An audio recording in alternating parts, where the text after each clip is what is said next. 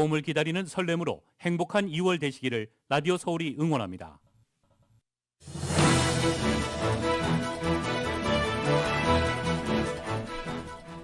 LA시의 최저임금이 소비자 물가지표를 근거로 오는 7월 1일부터 시간당 16달러 4센트로 인상됩니다. LA시의 백신 접종 증명 조례를 폐지하기 위한 서명운동이 시작됩니다. 120일 이내 유권자 6만 4천여 명의 서명을 받으면 관련 조례는 폐지됩니다. 코로나19가 LA 카운티 주민의 사망 원인 1위를 기록했습니다. 팬데믹 기간 2만 5천 명이 사망하면서 기존 사망 원인 1위였던 관상동맥 질환을 제쳤습니다. 인플레이션으로 물가가 오르면서 독립을 포기하고 부모에게 돌아가는 20, 30대 한인들이 늘고 있습니다. 미군이 이슬람 국가 IS 최고 지도자를 제거했다고 발표했습니다. 시리아에서 벌어진 대테러 작전 과정에서 IS 수장이 가족과 함께 자폭했다고 밝혔습니다. 국방부는 군사 행동에 들어갈 수 있는 구실을 만들기 위해 우크라이나 군이 먼저 공격하는 러시아의 거짓 기획을 입수했다고 밝혔습니다. 나토는 러시아가 3만 병력을 벨라루스로 이동시키고 있다고 밝혔습니다. 대선 후보들 간의 첫 TV 토론에선 이재명, 윤석열 두 후보 간 대장동 의혹을 둘러싼 공방이 상당한 비중으로 진행됐습니다. 사드와 대북 선제 타격론 등을 놓고는 후보들 사이에 난타전이 이어졌습니다. 대장동 의혹을 수사하는 검찰이 황무성 성남도시개발공사 초대 사장 사퇴 강요 의혹에 대해 이재명 후보를 무혐의 처리했습니다. 소환이나 서면 조사도 진행하지 않고 결론을 내렸습니다. 민주당이 이재명 후보 부인 김혜경 씨의 과잉 의전 논란에 대해 사과했습니다. 하지만 야당은 대리 처방과 공금 유용 의혹에 대한 수사 촉구에 나섰습니다. 페이스북의 모 회사인 메타 플랫폼의 주가가 사상 최대폭인 26% 하락했습니다. 아마존은 지난해 4분기 순이익이 1년 전보다 2배 증가했다고 발표했습니다. 유가가 2014년 이후 처음으로 배럴당 90달러를 돌파했습니다. 뉴욕 증시는 기술주가 약세를 보이면서 일제히 하락했습니다. LA로는 오늘 밤과 내일 대체로 맑겠습니다. 오늘 밤 최저기온은 43도가량, 내일 낮 최고 70도까지 오르겠습니다. 주요 뉴스는 공항에서부터 목적지까지 모바일 체크인과 첨단 공기순환 시스템을 통해 안전한 기내 환경과 여행을 제공하는 아시아나 항공 제공입니다. 여러분 안녕하십니까? 김미회입니다. 안녕하십니까? 임승찬입니다. 2월 3일 목요일 라디오 서울 이브닝 뉴스 1부 시작하겠습니다.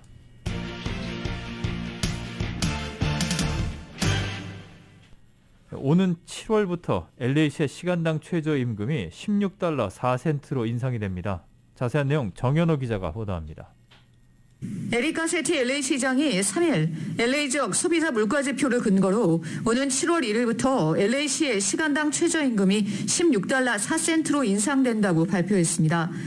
기존의 시간당 임금 15달러에서 1달러 4센트가 오르는 것입니다. 가세티 시장은 그동안 근로자들이 정당한 임금을 받을 수 있도록 노력해왔고 이번 인상 결정은 목표치로 가는 여정에 불과하다고 밝혔습니다. LA시는 지난 2015년 매년 시간당 최저임금을 인상해 2020년까지 최저시급을 15달러로 올리기로 결정하고 그 이후에는 LA 지역 소비자 물가지표에 근거해 매해 상향 조정할 수 있도록 한 바 있습니다.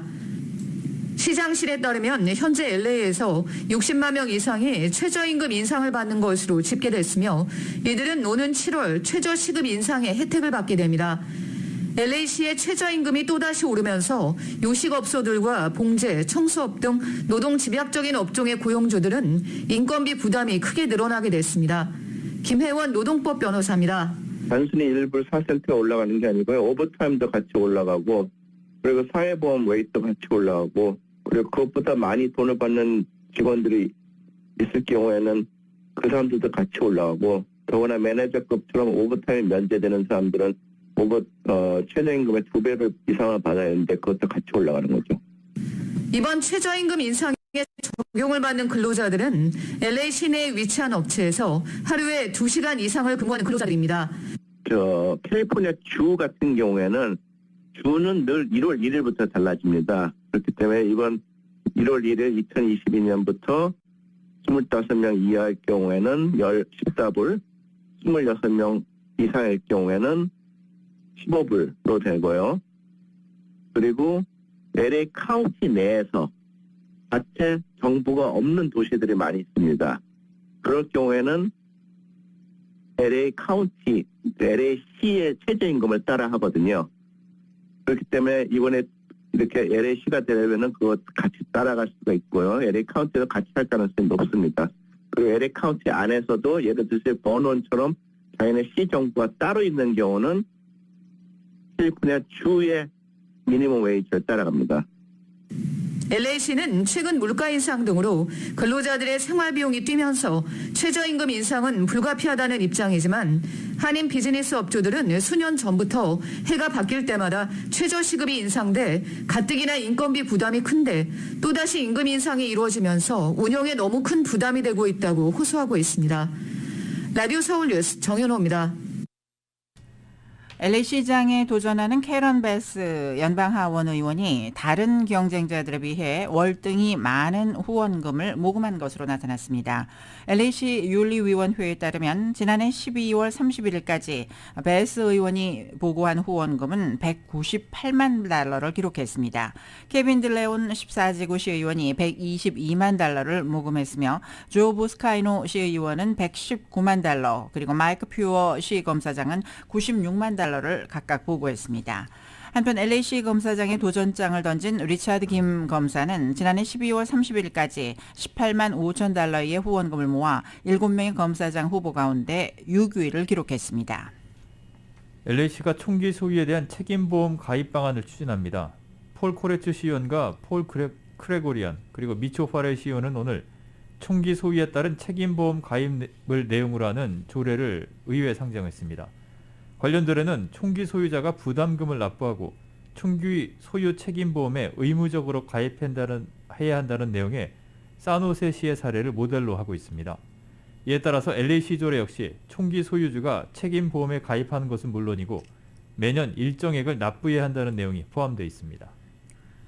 캘리포니아 주 검찰이 알렉스 비아누에바 LA 카운티 쉐리프 국장의 권력 남용 여부 논란에 대해 본격적인 수사를 진행합니다. LA 타임스는 지난해 비아누에바 국장이 자신의 권력을 남용해 비판자들을 향한 무분별한 수사를 진행했다는 내부 비판과 관련 주 검찰이 수사에 들어갔다고 보도했습니다. 로드리고 카스트로 실바 변호사는 랍 본타 주 법무장관에게 보낸 서한에서 비아누에바 국장이 진행했던 수사들 가운데 어느 것 하나 형사고발로 이어지지 않았다며 혐의가 없는 사안에 대한 먼지털기 수사는 비아누에바 국장이 카운티 감찰기관과 직원들을 위협하기 위한 권력남용으로 보인다고 주장했습니다. 에릭 가세트 LA 시장이 마스크 논란에 대해서 해명을 했습니다. 가세트 시장은 지난달 30일 소파이 스타디움에서 찍힌 사진 논란에 대해서 사진을 찍는 순간 마스크를 잠깐 벗은 것이라고 말했습니다. 가세트 시장은 문제의 사진을 잘 들여다보면 손에 마스크를 들고 있다는 것을 알 수 있을 것이라며 경기장에 머무는 동안 사진을 찍을 때를 제외하고는 항상 마스크를 썼다고 강조했습니다. 또한 마스크를 벗은 동안에는 숨을 쉬지 않았기 때문에 코와 입을 통해 아무것도 배출되지 않았고 어느 누구에게도 피해를 주지 않았다고 주장했습니다. 실내 업소나 대형 야외 행사장에서 제출해야 하는 코로나19 백신 접종 증명 조례를 폐지하는 서명운동이 시작됩니다. LA시 선거국은 관련 조례를 없애자는 청원을 승인했다고 밝혔습니다. 시선거국은 관련 조례 폐지를 위해선 120일 이내에 LA시 유권자 64,785명의 서명을 받아야 한다고 설명했습니다. LA시의 백신 접종 증명 의무화 조례는 지난해 10월 6일 시의회를 통과한 뒤 11월 29일부터 시행되고 있습니다. LA 카운티의 마스크 의무화 정책 완화 규정이 공개됐습니다.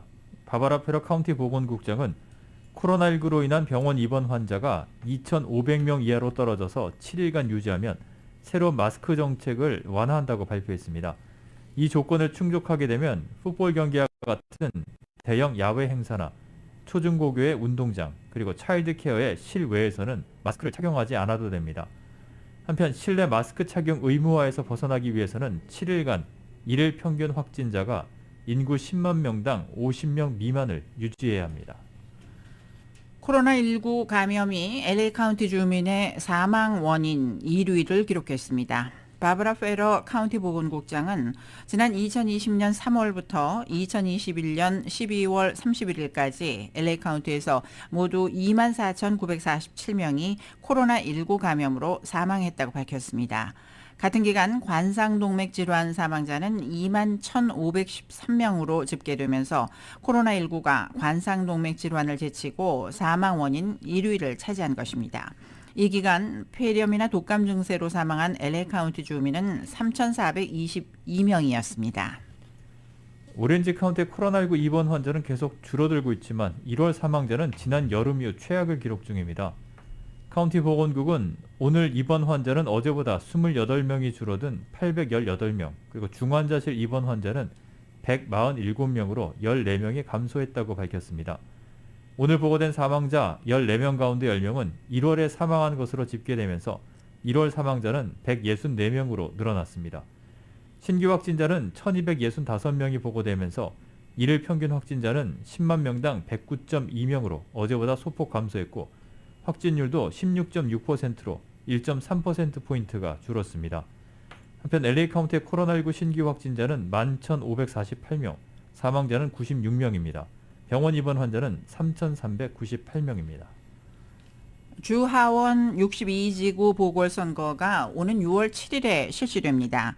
게빈 뉴섬 주지사는 어텀 버크 하원 의원의 사퇴로 공석이 된 62지구 주 하원의 예비선거가 4월 5일에 그리고 본선거는 6월 7일에 실시한다고 밝혔습니다. 주 하원 62지구는 잉글우드와 가디나, 호손, 플라야 델 레이 지역을 포함하고 있습니다.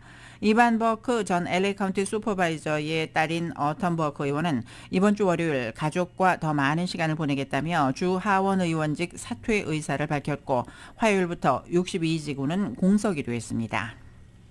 한인들의 정부 보조금 신청 대행을 돕고 있는 LA 한인회가 렌트 관련 지원은 사전 예약이 필수적이라며 한인들에게 당부했습니다.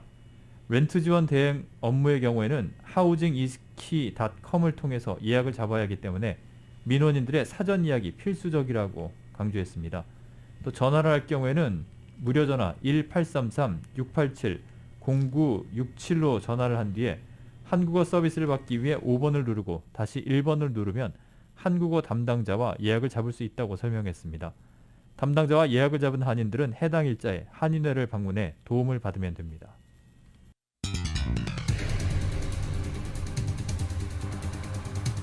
라디오 서울 이브닝 뉴스 1부, 이 시간은 LA와 가든그로브 두 곳에서 모시는 금강환경 범안과 1250만 불 교통사고 최고보상 교통사고 전문 천재 변호사 리차드 호프만, 빛으로 태어나는 당신은 카우나 미인 100% 근적외선 마스크는 카우나뿐입니다. 정직한 빛 카우나 LED 마스크, 온오프 PRGL, 야마하 폴틴, MU 스포츠, 전미국 독점 총판, 올림픽 골프 공동 제공으로 보내드립니다.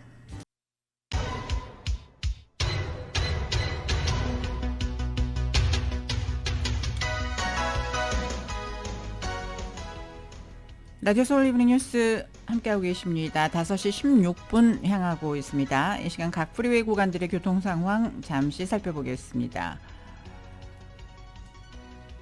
먼저 101번 프리웨이 사우스 방면인데요. 바인 스트리트 구간부터 가다서다를 반복하면서 정체가 길게 이어지고 있습니다. 로스앤젤레스 스트리트과 알라메다 스트리트 인근까지 정체는 심한 편입니다. 5번 프리 사우스 방면 역시 버드고 애비뉴 구간부터 가다서다를 반복하고 있는데요. 특히 로스밸리스 블루버드와 글렌데일 블루버드 구간 꽉 막혀 있는 모습입니다.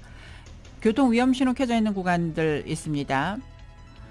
605번 프리웨이 사우스 방면 밸리 블루버드 구간 조금 전에 추돌 사고 발생했습니다. 110번 프리웨이 노스 방면 엘 세군도 블루버드 출구, 405번 프리웨이 사우스 방면은 게티 센터 드라이브 구간에 각각 교통 위험 신호 켜져 있습니다. 끝까지 안전운전 하시기 바랍니다. 교통 상황이었습니다. 이브닝 뉴스 1부 함께하고 계십니다. 오미크론 변이로 인한 코로나19의 확산세가 꺾이면서 전국의 하루 평균 신규 확진자가 정점대 절반 이하로 떨어졌습니다. 뉴욕타임즈는 어제 기준으로 전국의 7일간 하루 평균 신규 코로나19 확진자가 2주 전보다 49% 줄어든 38만 5,425명이라고 집계했습니다. 대유행 최고 기록인 지난달 14일 80만 6,795명에서 20일 만에 절반 이하로 떨어진 것으로 확산이 가파랐던 만큼 확진자 감소 곡선도 급경사를 이루고 있습니다. 한때 16만 명에 근접하면서 대유행 최고치를 썼던 하루 평균 입원 환자 역시 2주 전보다 16% 감소한 13만 3천여 명으로 내려왔습니다. 다만 몇 주의 시차를 두고 확진자 추세를 따라가는 사망자는 여전히 상승 중으로 어제 기준 2주 전보다 35%가 늘어난 2,658명으로 집계됐습니다. 바이든 행정부가 메디케어를 가진 주민들이 앞으로 수주일 안에 무료 가정용 테스트 킷을 손쉽게 얻을 수 있다고 발표했습니다. 이는 코로나 검사 커버리지 격차를 줄이기 위한 것으로 메디케어가 매달 최대 8개 무료 테스트 킷을 커버할 예정이라고 전했습니다. 테스트 킷은 참여하는 약국에서 제공되며 대상은 메디케어 파트 B를 가진 주민들입니다. 조 바이든 대통령은 오늘 뉴욕 경찰청을 찾아서 총기 범죄 근절과 경찰 지원의 필요성을 강조했습니다. 바이든 대통령은 오늘 연설에서 매일 전국에서 316명이 총에 맞고 106명이 사망한다. 올해만 6명의 뉴욕 경찰이 총기 폭력의 희생자가 됐다며 더는 안 된다고 총기 규제 필요성을 역설했습니다. 이어 답은 경찰과 지역사회가 뭉쳐 신뢰를 구축하고 우리 모두를 안전하게 만드는 것이지 경찰의 예산을 끊는 게 아니라며 우리는 예산을 끊지 않고 필요한 추가 장비를 제공하고 지원을 하려 한다고 덧붙였습니다. 바이든 대통령은 경찰 예산을 끊어야 한다는 주장에 지지를 표명한 적이 없지만 올 11월 중간선거를 앞두고 범죄 근절과 공공안전이라는 유권자들의 중대 관심사에서 공화당에 밀리지 않기 위해서 오늘 행사를 마련한 것으로 관측이 됩니다. 오늘 행사엔 메릭 갤런드 뉴욕주 법무장관과 캐시 호커 뉴욕 주지사 그리고 에릭 애담스 뉴욕 시장 등이 함께했습니다. 미국이 이슬람 극단주의 조직인 이슬람국가, 즉 IS의 최고 지도자를 제거했다고 발표했습니다. 바이든 대통령은 시리아에서 벌어진 대테러 작전에서 IS 수장이 가족과 함께 자폭했다고 밝혔습니다. 이 소식 KBS 워싱턴 특파원이 보도합니다. 시리아 북서부 지역 주택의 3층이 산산이 부서졌습니다. 이슬람 극단주의 조직인 이슬람국가 IS 수장 아부 이브라힘 알쿠라이시가 은신하던 장소입니다. يعني في بالنا عاصفة هواء لأن قبل المغرب كان في هواء فطلعنا ولا مباشرة الطيران فوقنا بعد ما في شي 10 دقائق ولا الصياح عمال يصيحوا. 바이든 미 대통령은 현지 시간 3일 새벽 미군 특수부대가 알쿠라이시의 은신처를 급습해 그를 제거했다고 밝혔습니다. Thanks to the bravery of our troops, this horrible terrorist leader is no more. 알쿠라이시는 미군 무장 헬기의 급습에 대치하다 가족들과 함께 자폭했습니다. 이 폭발로 알쿠라이시의 아내와 아이들을 포함해 10여 명이 숨졌습니다. And while the cowardly actions of Haji Abdullah and a small number of his followers resulted in the tragic death of at least 3 innocent civilians. 알쿠라이시는 2014년 이라크에서 소수 종교인 야지디족을 대량 학살하고 여성과 아이들 수천 명을 인신매매한 주범으로 알려졌습니다. Last night's operation took a major terrorist leader off the battlefield, and it sent a strong message to terrorists around the world. We will come after you and find you. 미 백악관 고위 관계자는 지난해 아프가니스탄에서 미국이 철수한 이후 시리아와 이라크를 중심으로 IS가 세력을 확장해왔다며 미국의 이번 공격이 IS에 큰 타격이 될 것이라고 밝혔습니다. 워싱턴에서 KBS 뉴스 김양순입니다. 바이든 대통령이 테러 조직 IS의 우두머리인 알쿠라이시를 제거했다고 밝힌 데 대해서 러시아가 긍정적 입장을 밝혔습니다. 마리아 자카로바 러시아 외무부 대변인은 성명을 통해서 테러 대응에서 미국 등 다른 나라의 노력을 지지한다고 밝혔습니다. 미국은 이번 작전 수행 전 시리아 북서부에서 활동 중인 러시아군과의 우발적 충돌을 피하기 위해 작전 지역 바깥에 머물러 줄 것을 요청했고 다만 구체적인 작전 내용은 알려주지 않았다고 CNN은 보도했습니다. 러시아의 우크라이나 침공 시 심대한 경제적 타격을 예고한 미국은 오늘 러시아가 중국과 밀착한다 해도 침공에 따른 결과를 만회하지 못할 것이라고 경고했습니다. 네드 프라이스 국무부 대변인은 오늘 브리핑에서 러시아가 우크라이나를 침공할 경우 발생할 경제적인 결과와 관련해 중국과 러시아 양국이 긴밀한 관계를 유지해도 이를 벌충하지는 못하며 오히려 러시아 경제를 더욱 취약하게 할 것이라고 말했습니다. 그는 또 중국 기업 등 외국 기업들이 러시아에 대한 미국의 수출 통제 조치를 회피하고 보완하는 데 주력한다면 미국은 그에 대응한 일련의 도구들을 가지고 있다는 입장도 밝혔습니다. 프라이스 대변인의 언급은 러시아가 우크라이나를 침공할 경우 미국이 대러 수출 통제 조치 등 강력한 경제적 제재에 나서겠다고 예고한 가운데 러시아가 설사 중국과의 관계를 통해 이런 조치를 피하려 해도 그 목적을 달성할 수 없을 것이라는 경고인 셈입니다. 국방부는 군사 행동에 들어갈 수 있는 구실을 만들기 위해서 우크라이나군이 먼저 공격하는 러시아의 거짓 계획을 입수했다고 밝혔습니다. 나토는 러시아가 냉전이 끝난 이래 최대 규모의 병력인 3만 명과 최신 무기를 우크라이나와 국경을 맞댄 벨라루스로 이동시키고 있다고 말했습니다. 이 내용 YTN이 보도합니다. 미국이 러시아가 개발한 거짓 공격 계획을 입수했다고 밝혔습니다. 우크라이나군이 러시아군이나 친러시아 반군을 공격하는 가짜 영상을 만들어 배포하는 계획입니다. 가짜 영상은 폭발로 인해 시신이 흩어진 그래픽 이미지와 파괴된 장소의 장면을 보여주도록 정교하게 고안된 것으로 알려졌습니다. Involves the production of a propaganda video, a video with graphic scenes of false explosions, depicting corpses, crisis actors pretending to be mourners, and images of destroyed locations or military equipment, entirely fabricated by Russian intelligence. 미국은 러시아 정보당국이 이 작업에 긴밀히 관여한 것으로 추정하고 있습니다. 영국 당국도 이 정보를 입수해 분석했다고 확인했습니다. 미국 등 서방은 러시아가 이를 구실로 군사 행동에 나설 계획인 것으로 보고 있습니다. One option is the Russian government, we think, is planning to stage a fake attack by Ukrainian military or intelligence forces against Russian sovereign territory or against Russian-speaking people to therefore justify their action. 미국은 지난달에도 러시아가 공격 자작극을 벌이려고 공작원을 우크라이나에 배치했다는 정보를 입수했다고 했지만 러시아는 사실 무근이라고 부인했습니다. 이런 가운데 나토는 러시아가 며칠에 걸쳐 우크라이나와 국경을 맞댄 벨라루스로 3만 명의 병력과 최신 무기를 이동시키고 있다고 밝혔습니다. 나토 사무총장은 냉전이 끝난 이래 최대 규모라고 설명했습니다. 러시아와 벨라루스의 대규모 연합훈련은 이번 달 중순 예정돼 있습니다. 그런 만큼 미국은 훈련 즈음에 실제 침공이 이뤄질 수 있으며 가짜 공격 계획 같은 명분 쌓기 작전이 사전에 여러 차례 시도될 수 있다고 보고 있습니다. 워싱턴에서 YTN 강태욱입니다. 미 국무부가 북한의 잇단 미사일 발사에 대한 대북 추가 조치와 관련해 유엔과 동맹들과 긴밀히 접촉하고 있다면서도 문제를 해결하려는 외교적 노력에도 매진하고 있다는 입장을 거듭 밝혔습니다. 네드 프라이스 국무부 대변인은 오늘 브리핑에서 관련 질문에 대해 지난달 북한의 탄도미사일 개발과 관련한 미국의 독자 제재를 언급하며 추가 조치와 관련해 유엔뿐 아니라 동맹 파트너들과 접촉을 지속하고 있다고 답했습니다.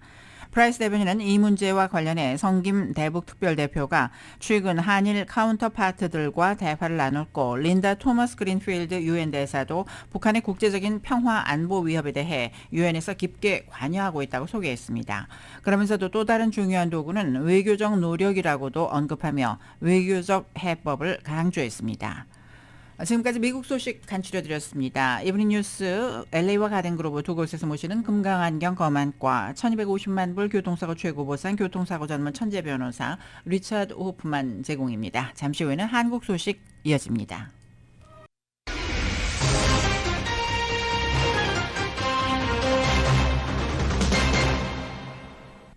이브닝 뉴스 1부 함께하고 계십니다. LA 시간으로 오늘 새벽에 한국 대선 주자들의 첫 번째 TV 토론회가 열렸는데요. 이번 첫 번째 TV 토론에서는 이재명, 윤석열 두 후보 간의 대장동 의혹을 둘러싼 공방이 상당한 비중으로 진행이 됐습니다. 먼저 KBS가 보도합니다. 대선을 34일 앞두고 처음으로 TV 토론에 나선 네 후보. 첫 질문권을 가진 국민의힘 윤석열 후보가 먼저 포문을 열었습니다. 대장동 의혹을 전면에 내세웠습니다. 그 대장동 도시개발로 그 김만배 등이 3억 5천만 원을 투자해서 시행 수익 그리고 배당금으로 6,400억을 챙겼는데요. 그렇습니다. 윤 후보님은 부친의 집을 그 관련자들이 사줬지 않습니까? 그것도 이 얘기잖아요. 아까운 시간이니 억울해도 넘어가겠다던 민주당 이재명 후보도 맞받았습니다. 저축은행 대출 비리는 왜 봐줬을까? 우연히 김만배 누나는 왜 아버지의 집을 샀을까? 다른 걸 얘기를 하신 거 보니까 여기에 대해서 답을 못 하시네요. 두 후보는 추경을 두고도 조건을 달지 말고 35조 추경에 나서야 한다. 재원과 쓸 곳이 정해져야 한다며 충돌했습니다. 정의당 심상정 후보는 윤 후보의 부인 김건희 씨의 통화 녹취 중 미투 관련 발언을 문제 삼았습니다. 안희정 전 지사의 편이라고 했다던 부분을 문제 삼아 윤 후보에게 사과를 압박했습니다. 제 녹취록 공개로 2차 가해 등 이렇게 여러 고통을 받고 있는 피해자 김지은 씨한테 이 자리를 들어서 정확하게 사과하실 용의가 있으십니까? 제가 김지은 씨를 포함해서 모든 분들에게 아주 공인의 안에도 공적인 위치에 있으니까 제가 사과를 드리겠습니다. 네.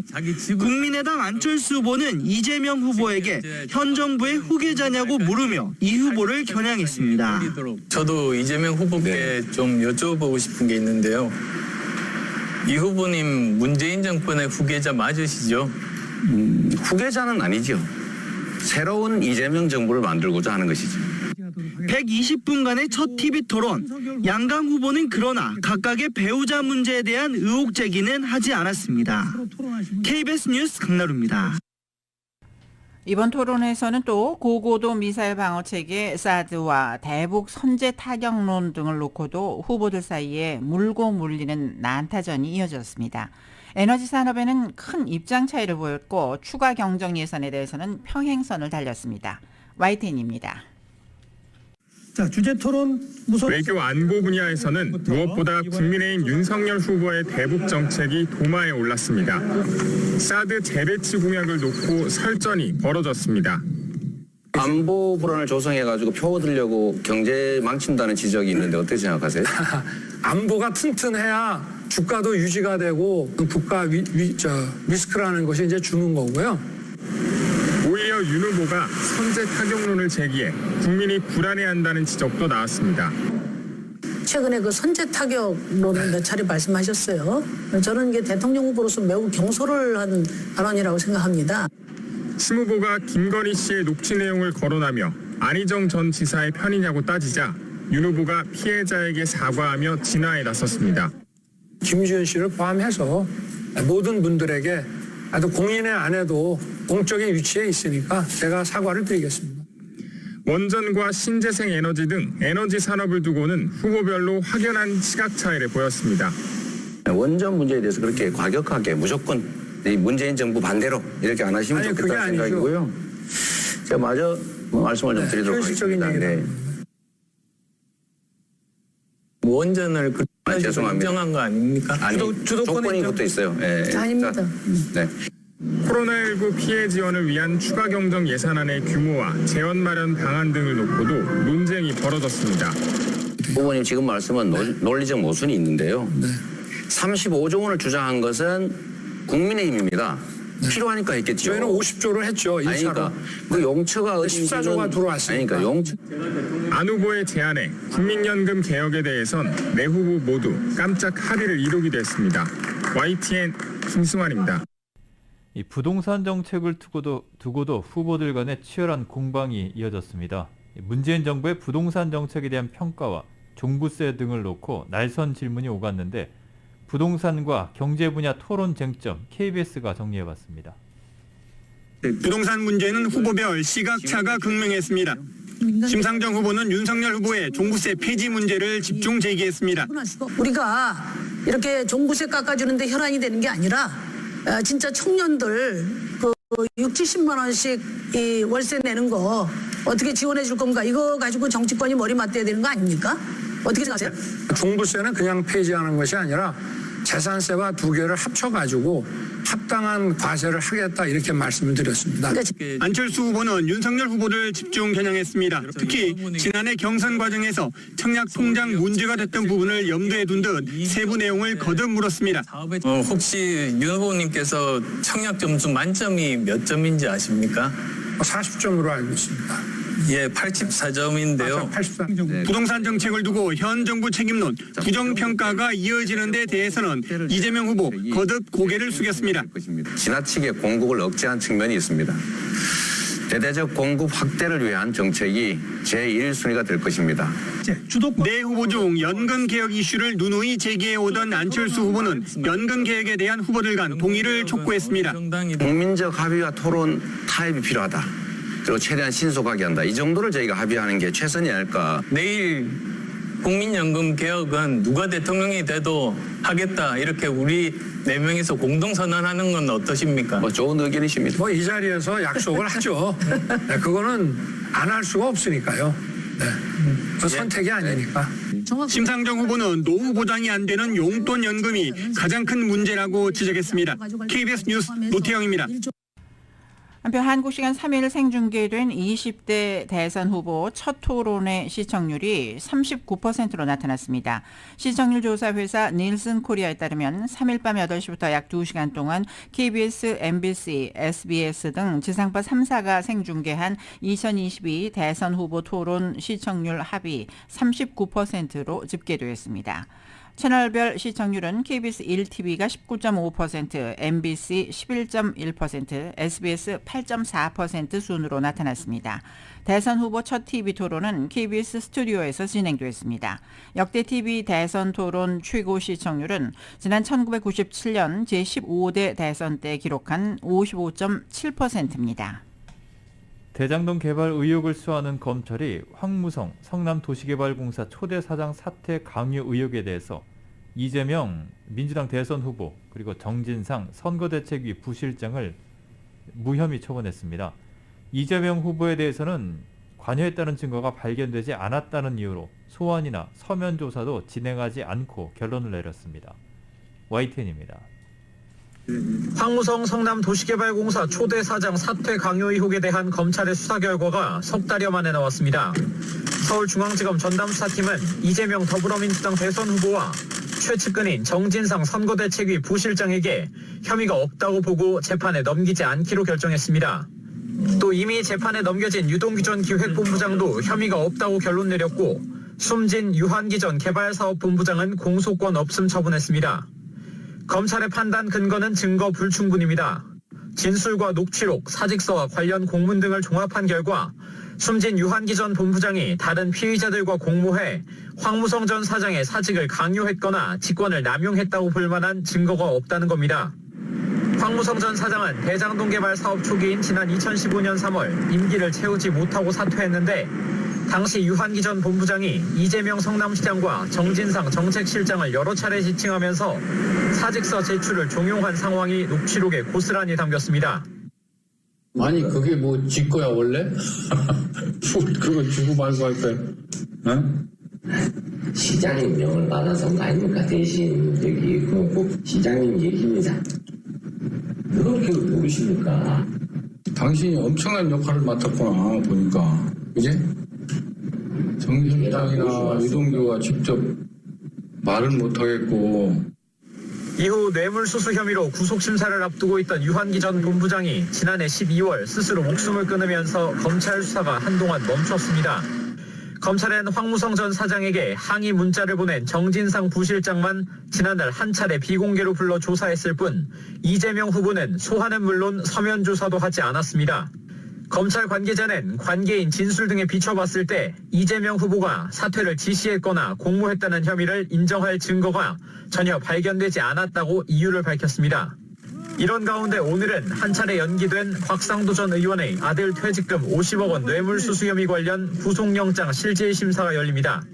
앞서 곽상도 전 의원에게 청구한 영장이 혐의 소명 부족을 이유로 법원에서 기각된 뒤 검찰이 절치부심 끝에 다시 청구한 영장인 만큼 로비 수사의 성패를 판가름내 결정적인 계기가 될 전망입니다. YTN 우철입니다. 이재명 후보의 부인 김혜경 씨에 대한 경기도 소속 공무원의 과잉 의전 논란에 이재명 후보가 사과했습니다. 하지만 야당은 이번 일을 김혜경 씨의 황제 갑질이라고 규정하며 대리 처방과 공급 요용 의혹에 대한 수사 촉구에 나서는 등 맹공을 퍼부었습니다. YTN입니다. 이재명 후보의 부인 김혜경 씨에 대한 과잉 의전 폭로는 꼬리에 꼬리를 물고 이어졌습니다.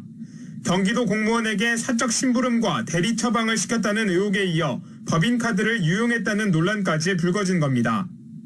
결국 이재명 후보는 문제될 일을 사전에 미리 차단하지 못했다고 사과하며 감사를 통해 문제가 드러나면 책임지겠다고 밝혔습니다. 다만 직원의 일로 심려를 끼쳐 죄송하다면서 본인 부부와는 무관한 일임을 강조했습니다. 수세에 몰린 민주당 선대위 역시 후보 부부는 관여하지 않았다고 주장했습니다. 하지만 대리 처방받은 호르몬 치료제가 비서였던 배모 전 사무관 본인의 치료를 위한 것이었다는 해명부터 반론에 부딪혔습니다. 사모님 약인 것처럼 해가지고 쇼핑백으로 그 집 앞 문까지 걸어 놓으면 그러면 나중에 배 씨가 가서 그걸 훔쳐왔다는 얘기인가요? 글쎄요. 이거는 배 씨하고 그다음에 그 A모 비서 사이에 있었던 부분이기 때문에 국민의힘은 김혜경 씨의 황제 갑질이 드러났다고 규정하며 공세의 고삐를 더욱 바짝 조였습니다. 국민과 국가를 위해 봉사해야 할 공무원에게 몸종 부리듯 갑질을 했다니 김혜경 방지법이라도 나와야 할 것 같습니다. 중앙선대본부에 진상규명센터를 설치해 김혜경 씨와 관련된 추가 제보를 받겠다고 나선 데 이어 직권남용, 의료법 위반 등의 혐의로 김 씨와 의혹 당사자들을 검찰에 고발하며 말 그대로 총공세를 펼쳤습니다. 정의당 역시 이번 일은 정치적 사과로 끝낼 일이 아니라면서 엄정한 수사를 촉구하며 압박을 보탰습니다. 대선을 한 달여 앞두고 본격적인 경쟁 무대가 될 TV토론 직전 터진 악재에 민주당은 당황한 기색이 역력합니다. 이재명 후보는 본인의 직접 사과로 이번에도 전공법을 택했지만 야권 후보들의 맹공이 예상되는 가운데 난관을 어떻게 쳐나갈지 주목됩니다. YTN 김태민입니다. 지금까지 한국 소식 전해드렸습니다. 빛으로 태어나는 당신은 카우나 미인, 100% 근적외선 마스크는 카우나뿐입니다. 정직한 빛 카우나 LED 마스크, 온오프 PRGL, 야마하 폴틴, MU 스포츠, 전미국 독점 총판, 올림픽 골프에서 보내드리고 있습니다. 잠시 후에는 경제 소식 이어집니다.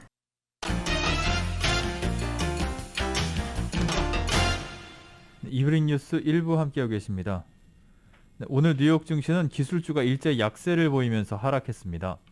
다우존스 산업평균지수는 어제보다 518.17포인트가 하락한 35,111.16으로 거래를 마쳤습니다.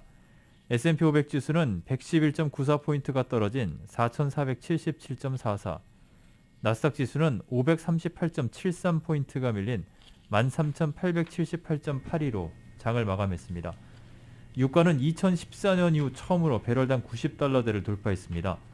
뉴욕 상업거래소에서 3월물 서부 텍사스산 원유 가격은 어제보다 2달러 1센트가 급등한 배럴당 90달러 27센트의 거래를 마쳤습니다. 서부 텍사스산 원유 가격이 배럴당 90달러를 넘은 것은 지난 2014년 10월 이후 처음입니다. 오미크론 변이 확산세가 주춤하면서 실업수당을 청구하는 주민의 수도 줄고 있습니다. 연방노동부는 오늘 지난주 신규 실업수당 청구 건수가 23만 8천 건으로 집계됐다고 밝혔습니다.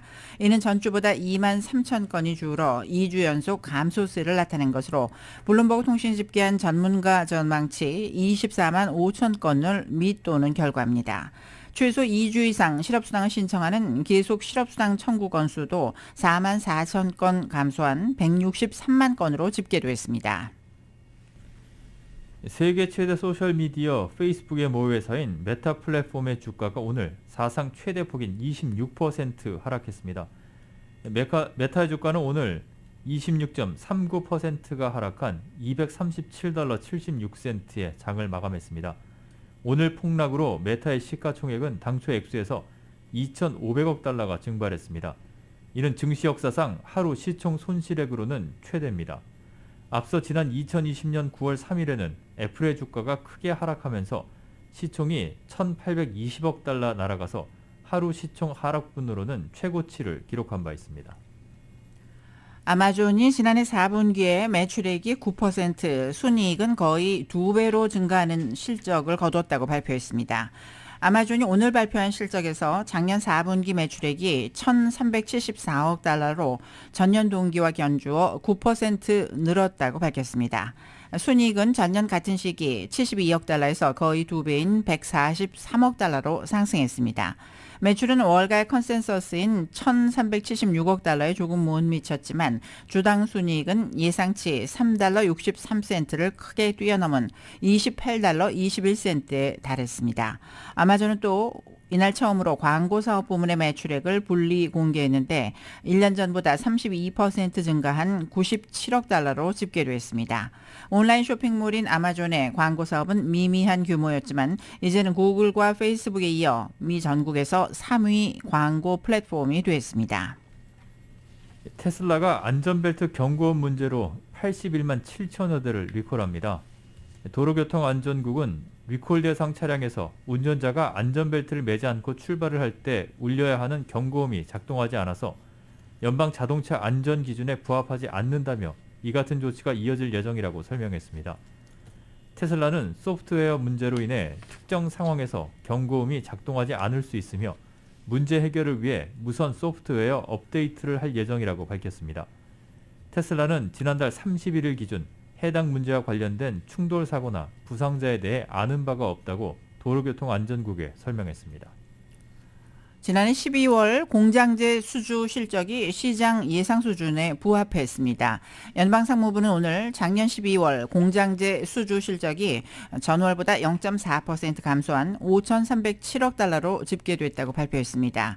12월 공장제 수주는 전월치에 비해서는 크게 부진했지만 월스트리트저널 전문가 예상치에 부합했습니다.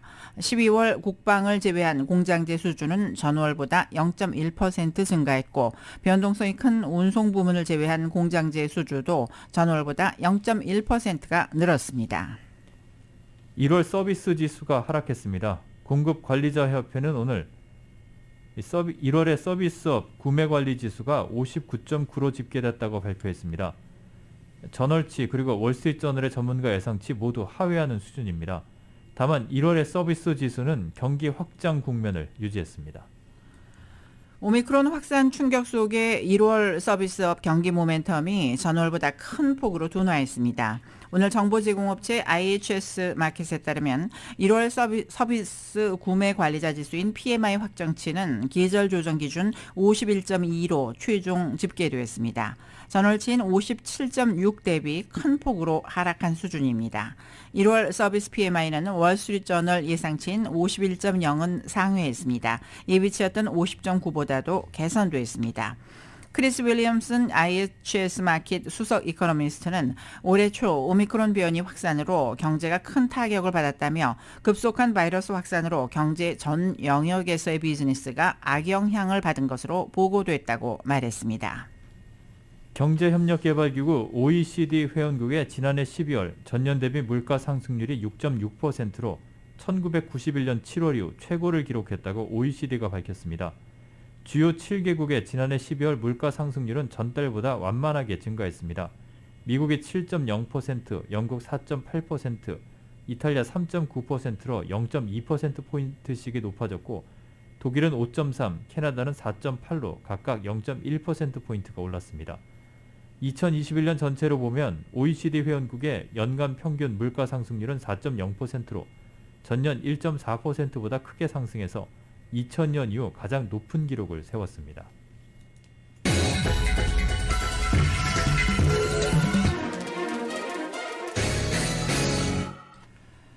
코로나19 팬데믹 속에 오늘 밤 베이징 동계올림픽이 막을 올립니다.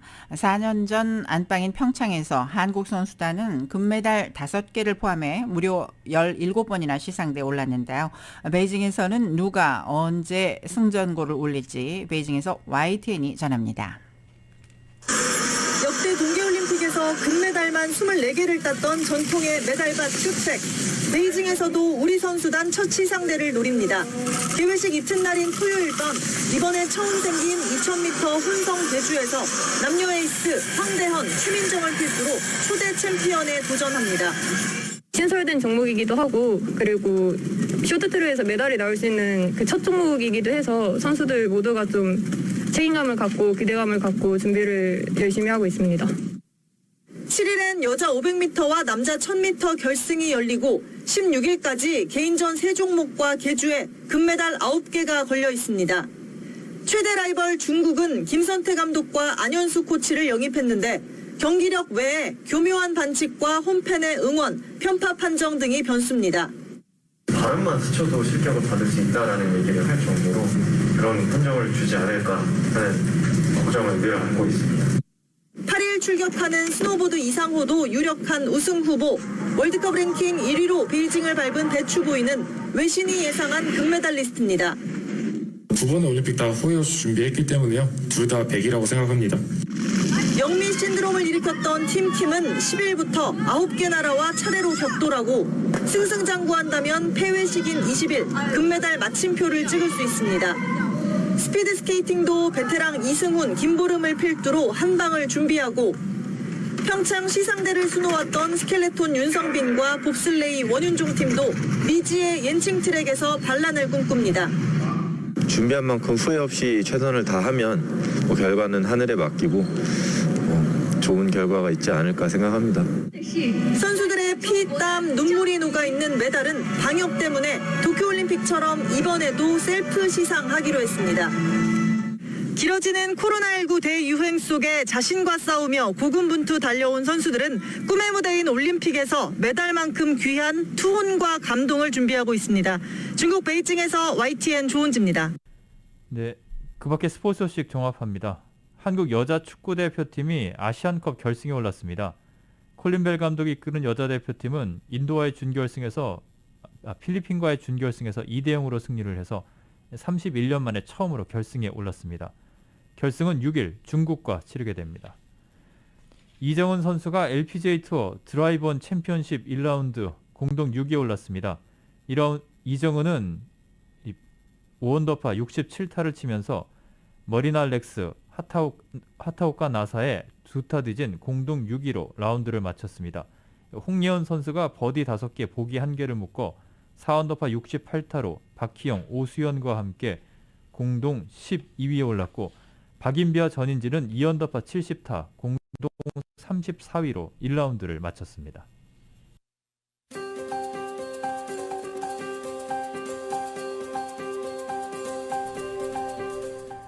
2월 3일 목요일 저녁 라디오 서울 이브닝 뉴스 날씨 전해드립니다. 맥도날드에서 소시지나 치킨 맥그리들스로 아침을 열어보세요. 맥도날드 제공입니다. LA지역 오늘 밤과 내일 대체로 맑은 날씨가 이어지겠습니다. 오늘 밤 최저기온 43도가량으로 여전히 쌀쌀합니다. 내일 낮 최고기온 70도까지 올라가면서 내일부터는 낮 기온이 점차 오르기 시작합니다. 일요일에는 낮 최고 77도가량, 다음 주에는 80도대로 훌쩍 뛰어오르겠습니다. 벤츄라 카운티 해안, LA 카운티 해안, 그리고 오렌지 카운티 내륙과 리버사이드 카운티 산간지대 등지에 내일 아침 6시부터 토요일 오후 2시까지 강풍주의보가 발효 중입니다.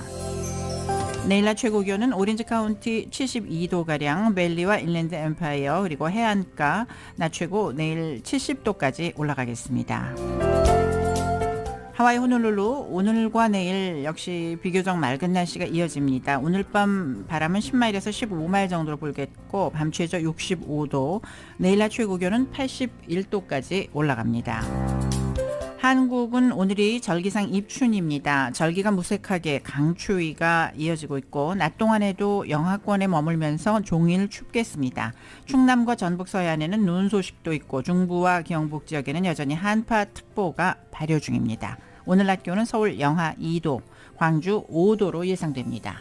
날씨는 맥도날드에서 소시지나 치킨 맥그리들스로 아침을 열어보세요. 맥도날드 제공이었습니다.